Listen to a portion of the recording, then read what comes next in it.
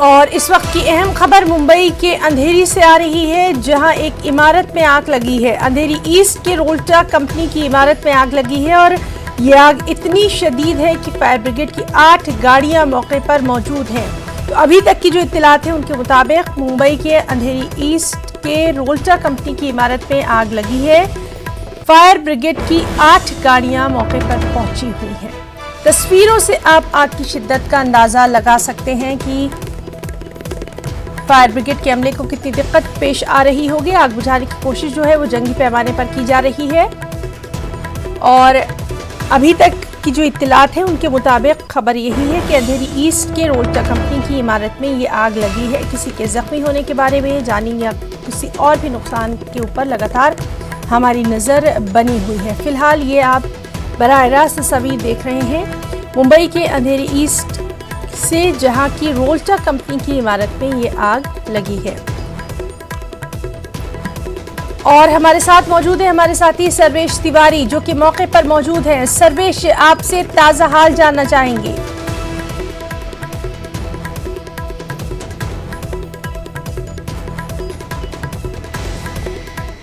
सर्वेश, आपसे ताजा हाल जानना चाहेंगे।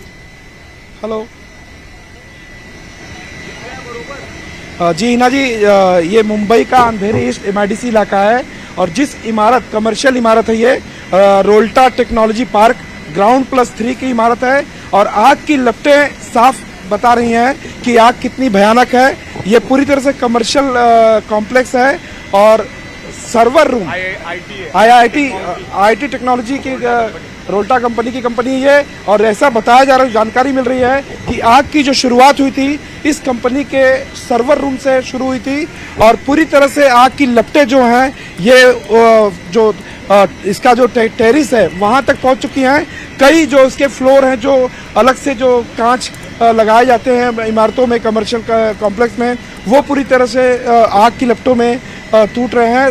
फायर ब्रिगेड की टीम देख सकते हैं किस तरह से पानी की जो बौछार है लगातार कर रहे हैं। तकरीबन 10-10:15 के करीब ये आग लगी थी और आग की काबू पाने की कोशिश की जा रही है, लेकिन काफी अंदर जो सॉफ्टवेयर, अलग अलग मटेरियल है। देखिए, एक जो आग की लपटों से जो गिर रहे हैं, जो इसके पार्ट्स हैं इमारत की कमर्शियल टेक्नोलॉजी रोल्टा के, वो धीरे धीरे कर रहे हैं। आग की लपटें बहुत तेज हैं। पानी की बौछार करने के लिए तकरीबन 8 से अधिक पानी के टैंकर मंगाए गए हैं।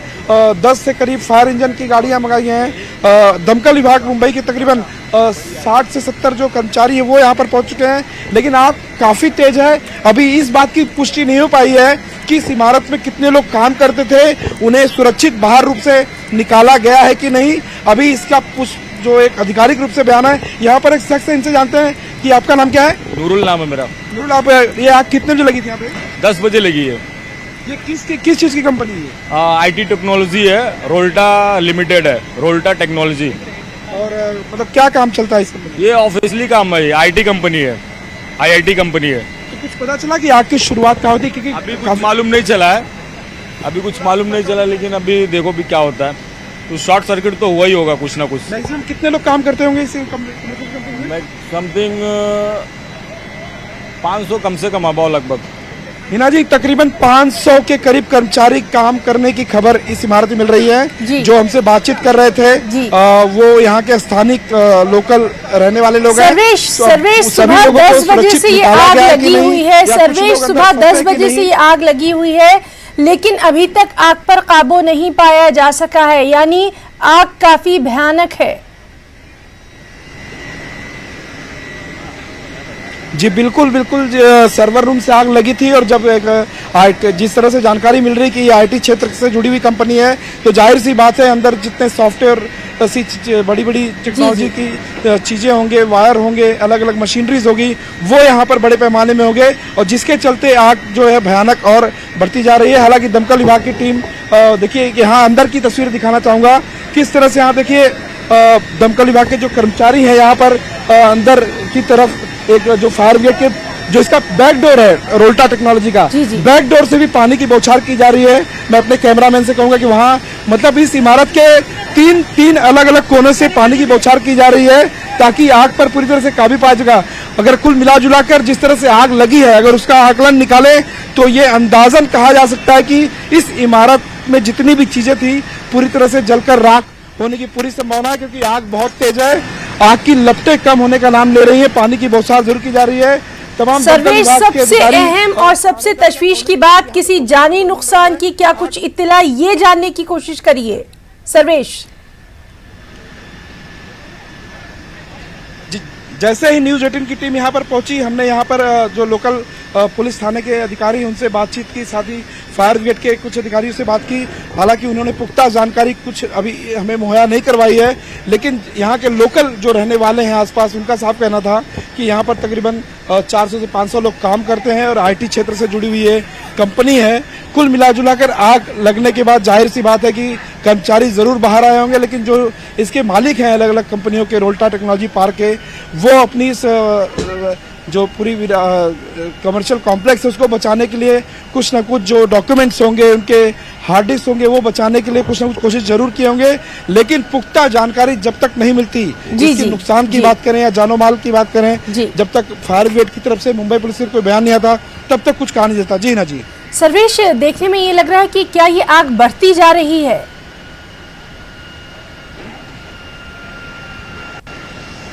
जी बिल्कुल, पानी की बौछार, वापस मैं अपने कैमरामैन से कहूंगा, पानी की बौछार महज अभी दो तरफ से किया जा रहा है। एक बैक डोर है इसका इमारत का, जो देख सकते हैं अंदर फायर ब्रिगेड की गाड़ी गई है, और ये MIDC इलाका है। यहाँ पर जितने भी मुंबई और महाराष्ट्र के बड़े बड़े इंडस्ट्रीज हैं, उनके यहाँ पर एक हब जोन है इंडस्ट्री का, वो इस इलाके से जुड़ा हुआ है। ये रोल्टा टेक्नोलॉजी पार्क के बैक डोर से पानी की बौछार वहां से जरूर की जा रही है। अभी तक ये जो पुख्ता जानकारी है कि अभी भी दमकल विभाग का कोई भी अधिकारी इस इमारत के अंदर नहीं घुस पाया है, क्योंकि आग की लपटें बहुत तेज हैं।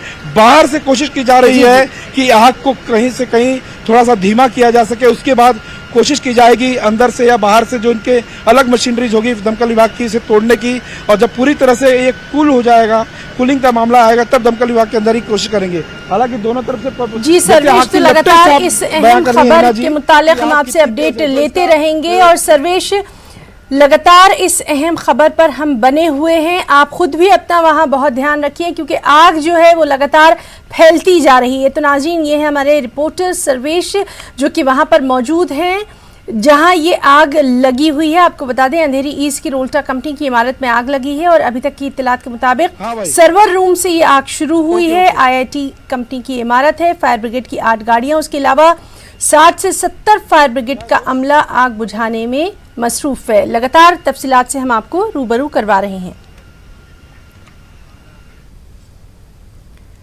वहीं दिल्ली की एक कॉलेज में तालिबात से जिनसी छेड़छाड़ के मामले में कोर्ट ने तमाम गिरफ्तार मुलजिमीन को अदालती तहवील में भेज दिया है। 14 रोज तक अदालती तहवील में मुलजिमीन रहेंगे। कॉलेज में सकाफती प्रोग्राम के दौरान यह हंगामा हुआ था। इसमें तालिबात ने जिनसी छेड़छाड़ का इल्जाम लगाया था। पुलिस ने CCTV फुटेज के जरिए इन मुलजिमीन की पहचान की।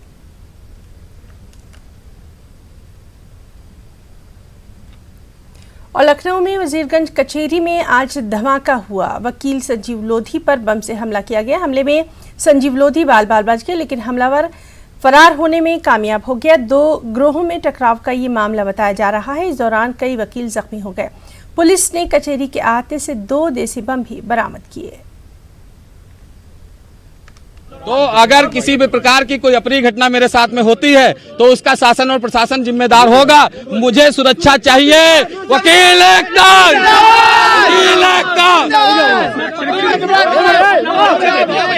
मैं संजीव कुमार लोधी, वर्तमान में संयुक्त सचिव लखनऊ बार हूँ। मेरी ही कार्यकारिणी में महामंत्री लखनऊ बार जीतू यादव ने मेरे ऊपर हमला कराया हुआ है। मेरी ये मांग है, मुझे तत्काल सुरक्षा दी जाए और अभियुक्तों की गिरफ्तारी की जाए, और इस तरह के जो अराजक तत्व परिसर में उपस्थित हैं वो उनको जिला जज तुरंत तत्काल प्रभाव से बाहर निकाले और इनके खिलाफ जो उचित कार्रवाई माननीय उच्च न्यायालय से बनती है इनके खिलाफ कराई जाए। और इस तरह की गंदगी इस परिसर में जो फैली हुई है, वकीलों के बीच में गुंडे स्टैंड वाले जो फैले हुए हैं, यहाँ से सफाई होनी चाहिए। अब बताइए इस सुरक्षा व्यवस्था कैसी है जिला जज की कि यहाँ पर जो बम लेके और असलहे लेके बाहरी लड़के अंदर आते हैं और मेरे ऊपर हमला कर देते हैं। वहीं राजस्थान के सीकर में एक इमारत में सिलेंडर फटने से 13 लोग जख्मी हो गए। जख्मियों को अस्पताल में भर्ती करवाया गया। इनमें 4 की हालत नाजुक बताई जा रही है। धमाके के बाद एक बच्चा भी लापता बताया जा रहा है। इसकी तलाश की जा रही है। धमाका इतना जबरदस्त था कि आसपास की इमारतों के लोग भी डर गए। पुलिस मामले की जांच कर रही है। और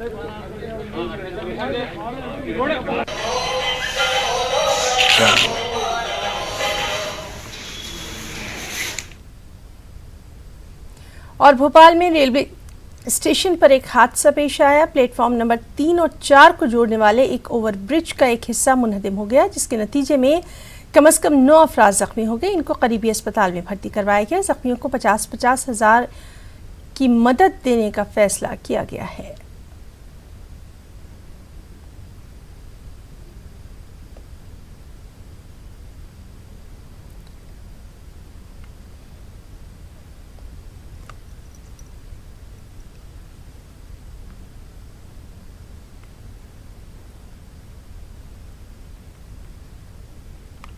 जो भी हादसा नहीं होना चाहिए था, दुखद है।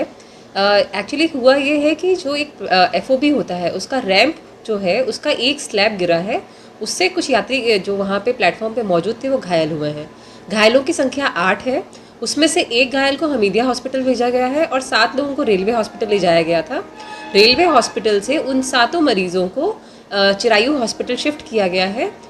साथ में शिफ्ट करने के दौरान जब रेलवे हॉस्पिटल से चिरायू हॉस्पिटल ले जाया जा रहा था तो रेलवे के डॉक्टर्स की टीम उनके साथ अकम्पनी करके गई है। इसकी जो है एसएजी लेवल की एक इंक्वायरी ऑर्डर कर दी गई है। अभी तक किसी भी प्रकार की किसी भी कैजुअलिटी की रिपोर्ट नहीं है अभी तक टिल दिस टाइम। और जहाँ पे भी इस तरह की रिपोर्ट आ रही है उसको आप प्लीज़ नेगेट कर दें। अभी तक किसी भी प्रकार की कोई भी कैजुअलिटी रिपोर्टेड नहीं है। इस पूरे घटनाक्रम की चूंकि जिस तरीके से सवाल उठाए जा रहे हैं कि शिकायत की गई थी उसके बाद भी ब्रिज पर ध्यान नहीं दिया गया, क्या पूरा इस पर अब तक निकल कर सामने आया है मैम? जो एक बार हम अपने एसएजी लेवल की जो इंक्वायरी ऑर्डर हुई है उस इंक्वायरी की रिपोर्ट आने का वेट करते हैं, तभी इस पर हम कुछ पुख्ता रूप से बोल पाएंगे कि घटना के पीछे कारण क्या था। लेकिन अभी तक किसी की मौत नहीं हुई, ये बड़ी नहीं, किसी की भी मौत अभी तक नहीं हुई है इसमें।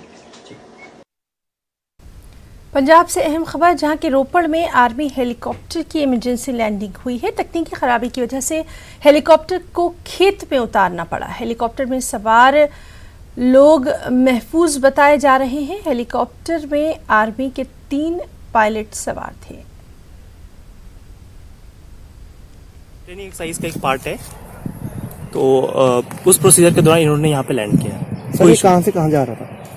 ये बस ट्रेनिंग एक्सरसाइज का पार्ट है, कहीं जा नहीं रहा था और ये इनको ड्रिल करना था कि इमरजेंसी लैंडिंग कैसे होती है। और ये ड्रिल सक्सेसफुल है और मोस्ट प्रोबेबली ये 10-20 मिनट में फ्लाई कर जाएंगे। सर इसमें कौन कौन थे? इसमें टोटल 3 पायलट्स थे। कौन से रैंक के थे? ये स्पेसिफिक डिटेल्स अभी हमें नहीं पता है।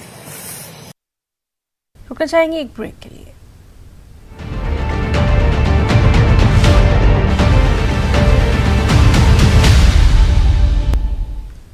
सियासत की छवि को बेदाग बनाने की कोशिश सुप्रीम कोर्ट वक्फे से करता रहा है। सुप्रीम कोर्ट ने मुजरिमाना और दागदार अफराद की सियासत में बढ़ती तादाद पर बेपनाह तशवीश का इजहार किया और सभी सियासी जमातों को हिदायत जारी की। इसी सिलसिले में आज सुप्रीम कोर्ट ने तारीखी फैसला भी सुनाया। अदालत ने तमाम सियासी जमातों से कहा कि वो मुजरिमाना पस मंजर रखने वाले उम्मीदवारों का रिकॉर्ड वेबसाइट पर अपलोड करें और अखबार में इस सिलसिले में जानकारी भी दी जाए और हुक्म की तामील न करने पर इसे तौहीन अदालत तस्वुर किया जाएगा।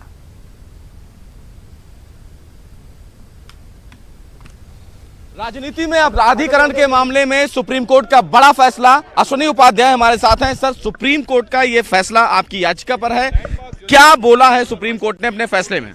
सुप्रीम कोर्ट ने आज एक बहुत ऐतिहासिक फैसला दिया है। सुप्रीम कोर्ट ने कहा कि पिछले 4 चुनावों से, 4 जनरल इलेक्शन से लगातार राजनीतिक अपराधीकरण बढ़ रहा है, इसलिए उन्होंने 7 डायरेक्शन पास किया है। पहली बात तो यह कहा है कि सभी पॉलिटिकल पार्टियों को अब अपने कैंडिडेट के विस्तृत ब्यौरा आपको इलेक्शन कमीशन को देना पड़ेगा। पॉलिटिकल पार्टी को यह बताना पड़ेगा कि वो किसी एक दागी आदमी को, यानी ऐसे आदमी जिनके खिलाफ एफआईआर है या जिसके खिलाफ चार्जेस फ्रेम हो गए हैं, उसको वो टिकट क्यों दे रही है, इसका कारण बताना पड़ेगा। दूसरा, उसके अपराध का विस्तृत ब्यौरा, यानी एफआईआर का नंबर, उसके चार्ज फाइल हुआ कि नहीं हुआ, चार्जेस फ्रेम हुए नहीं हुए, कहां कहां अपराध है, क्या क्या अपराध है, इसका विस्तृत ब्यौरा 48 घंटे के अंदर सोशल मीडिया पे डालना पड़ेगा, यानी फेसबुक ट्विटर पे डालना पड़ेगा। 48 घंटे के अंदर उसका विस्तृत ब्यौरा अखबारों में देना पड़ेगा और न्यूज चैनलों पे देना पड़ेगा।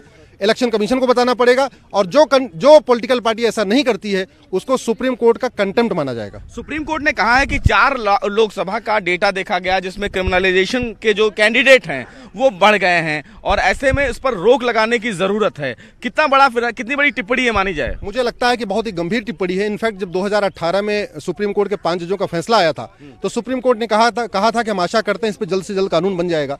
पिछले 2 साल में दुनिया भर के और कानून बने, कई सारे कानून बने, लेकिन राजनीतिक अपराधीकरण कम करने के लिए एक भी कानून नहीं बना। इसलिए हमने 2 कंटेम्प्ट फाइल किया था। एक कंटेम्प्ट इलेक्शन कमीशन के खिलाफ किया था, दूसरा कंटेम्प्ट केंद्र सरकार के खिलाफ किया था। उन्होंने कानून नहीं बनाया। क्या ये आपराधिक छवि के नेताओं के लिए है या सभी कैंडिडेट पर ये चीजें अप्लाई करेंगी? जो पॉलिटिकल पार्टी अब किसी को टिकट देगी उसका उनको ब्यौरा बताना पड़ेगा। अगर उसके खिलाफ कोई अपराध नहीं तो एक लाइन में लिख देना, हाँ भाई इसके खिलाफ कोई एफआईआर नहीं, कोई चार्जेस नहीं, कोई अपराध नहीं। लेकिन जिसके खिलाफ कोई एफआईआर है, जिसके खिलाफ अपराध है, उसका विस्तृत ब्यौरा यानी एफआईआर नंबर, कहां पे हुआ, किस धारा में हुआ, उस धारा का क्या मतलब हो, बलात्कार है कि घूसखोरी है कि जमाखोरी है कि मिलावटखोरी है, कालाबाजारी है, पूरा विस्तृत ब्यौरा देना पड़ेगा। देने से पहले 48 घंटे के भीतर या उसके बाद? टिकट देने के 48 घंटे के अंदर। 48 घंटे के अंदर। तो फिलहाल ये अश्वनी थे जिनकी कंटेम्प्ट याचिका पर सुप्रीम कोर्ट ने एक विस्तृत गाइडलाइन जारी किया है और ये कहा है कि राजनीति में आपराधिक छवि के नेताओं की कोई जगह नहीं, लेकिन अगर राजनीतिक पार्टियां तमाम नेताओं को टिकट देती हैं तो उनको ये बताना होगा कि वो उन नेताओं को टिकट क्यों दे रही हैं और साफ छवि वाले नेता को टिकट क्यों नहीं दे रही हैं। बड़ा फैसला, लेकिन इस फैसले का असर अब आने वाले दिनों में दूरगामी भी देखा जा सकता है। कैमरामैन अंकित के साथ सुशील पांडे, न्यूज़ 18 दिल्ली। निर्भया इस्मंदरी और कत्ल केस में सुप्रीम कोर्ट ने फैसला कल तक के लिए महफूज रखा है। कल 2 बजे तक इस मामले में फैसला सुनाया जाएगा। मुजरिम विनय शर्मा ने सदर जमहूरिया के फैसले को चैलेंज किया है। विनय की रहम की अर्जी को सदर जमहूरिया ठुकरा चुके हैं।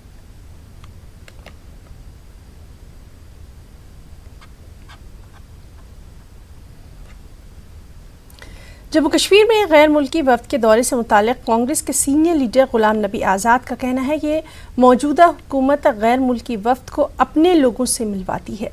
कश्मीर के लोगों को गैर मुल्की वफ्द के दौरे का इल्म भी नहीं।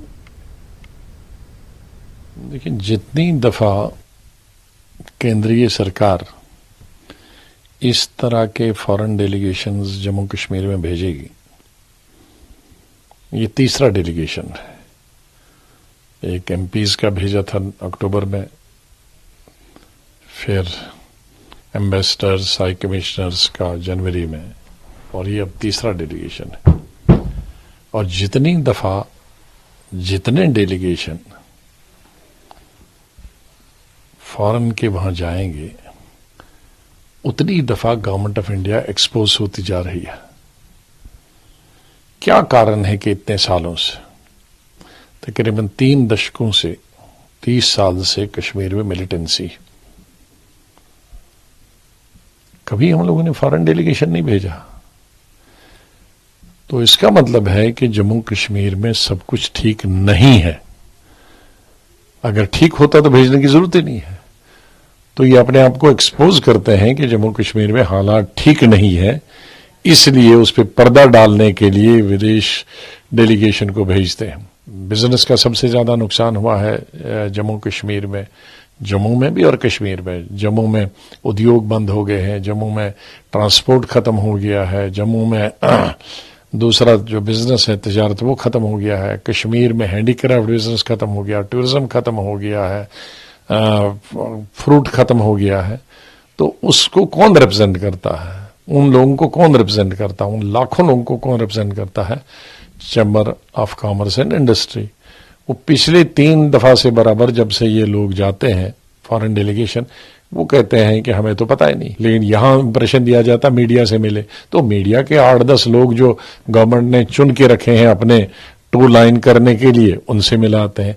सिविल सोसाइटी के वही लोग हैं जो इन्होंने 4-5-6 महीने से तोड़ के रखे हैं दूसरी पार्टियों से, उनको मिलाते हैं।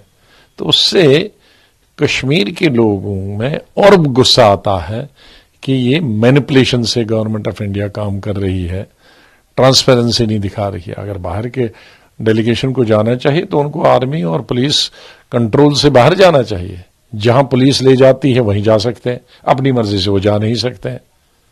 जो अपनी मर्जी से नहीं जाएगा तो उसको उस डेलीगेशन को स्थिति का पता ही नहीं चलेगा। कोलकाता में मेट्रो के पहले फेज का आज इफ्तिताह हो रहा है। वजीर रेल पीयूष गोयल इसका इफ्तिताह करने वाले हैं। ईस्ट वेस्ट मेट्रो कॉरिडोर का ये फेज सॉल्ट लेक सेक्टर 5 से सॉल्ट लेक स्टेडियम के दरमियान रहेगा।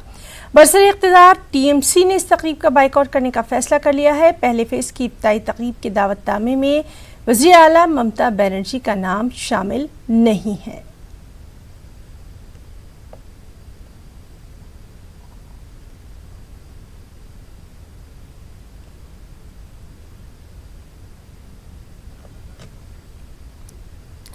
तेलंगाना के वज़ीर दाखिला मोहम्मद महमूद अली ने कहा है कि टीआरएस के सरबराह के चंद्रशेखर राव कौमी सियासत में अहम रोल अदा करेंगे और दिल्ली में इनकलाब लाएंगे। मोहम्मद महमूद अली ने यह भी कहा कि मुस्तकबिल में केसीआर के फर्जंद के तारक रामाराव यानी केटीआर ही तेलंगाना के वज़ीर आला होंगे। लग रहा है कि केसीआर साहब जो है अपनी जिम्मेदारियां जो है अपने लख्ते जिगर केटीआर साहब को सौंप देंगे और उसके बाद वो कुछ और बड़ा रोल अदा करना चाहेंगे और मुताल्लिक से जो, क्योंकि इस वक्त जो हिंदुस्तान के हालात है, कोई सही हिंदुस्तानी जिसके दिल में दर्द है हिंदुस्तान से, आवाम का दर्द है, वो खामोश तो नहीं बैठ सकता। क्योंकि हमारा हिंदुस्तान किधर जा रहा है, ये मजहब की बुनियादों पर बट रहा है। एक बार हिंदुस्तान पाकिस्तान बन चुका है, मजीद हम नहीं चाहते कि हिंदुस्तान में किसी किस्म का इंतशार हो। तो हम ये चाहते हैं मरकजी सतह पे, जरूर सतह पे कोई बड़ा किरदार अदा करना, जरूर बहुत बड़ा किरदार अदा करने का मुझे यकीन है और केसीआर साहब को सारे हिंदुस्तान के लोग पसंद करते हैं। हम ये मान लें कि अब केटीआर साहब जो है वो उनकी जगह आएंगे इंशाल्लाह जरूर।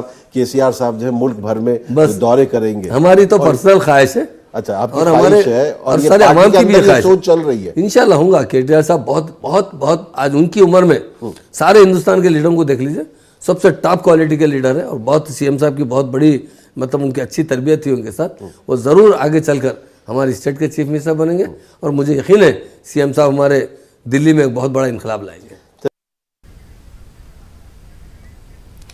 और तेलंगाना के वज़ीर दाखिला मोहम्मद महमूद अली से ये तफसीली बातचीत आप देख सकते हैं इतवार रात 7:56 पर न्यूज़ 18 उर्दू के ख़ास प्रोग्राम ख़ास मुलाकात में सीनियर एडिटर न्यूज़ 18 उर्दू तहसीन मुनव्वर के साथ। तेलंगाना हुकूमत ने मरदमशुमारी के लिए अहकाम जारी कर दिए हैं। 1 अप्रैल से 30 सितंबर तक मरदमशुमारी की जाएगी। मरदमशुमारी के लिए 31 सवालात मुरतब किए गए हैं जिनका जवाब देना लाजमी रहेगा। मरदमशुमारी के लिए मुरतब करदा सवालों में बिल्डिंग नंबर, मकान नंबर, छत, दीवार और फर्श बनाने के लिए इस्तेमाल की गई अशिया, मकान की हालत, मकान में मौजूद कमरों की तादाद, बैतुल खला की रसाई, मकान में रहने वाले शादीशुदा जोड़े की तादाद, पानी और बिजली की दस्तयाबी, सरपरस्त का नाम, जिन्स और तबका समेत कुल 31 सवालात शामिल हैं। मरदमशुमारी के अमल के दौरान कोई दस्तावेज या शिनाख्ती कार्ड की तफसीलात नहीं ली जाएंगी।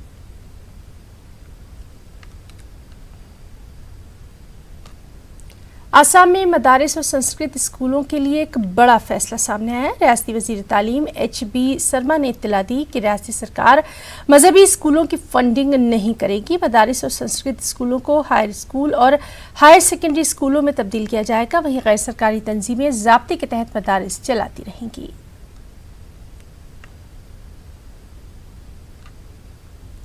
जम्मू कश्मीर की जेलों में बंद कैदियों को अपने अहल खाना के साथ बात करने के लिए जेल इंतज़ामिया ने वीडियो कॉन्फ्रेंसिंग की सहूलत मैसर कराई है। इस सहूलत से कैदियों के रिश्तेदार जेल का दौरा किए बगैर अपने इलाके के नज़दीकी जेल से ही उनसे मुलाकात कर रहे हैं। एक रिपोर्ट। महकमा प्रिजनर्स की तरफ से जम्मू कश्मीर की जेलों में बंद कैदियों की सहूलत के लिए मुफ्त वीडियो कॉन्फ्रेंसिंग का अहतमाम किया गया है। इस सहूलत के जरिए अब कैदी अपने रिश्तेदारों से वीडियो कॉन्फ्रेंसिंग के जरिए मुलाकात कर रहे हैं। जेल हुक्काम के मुताबिक अब कैदियों के रिश्तेदारों को जेल तक पहुंचने का खर्च और वक्त बच रहा है।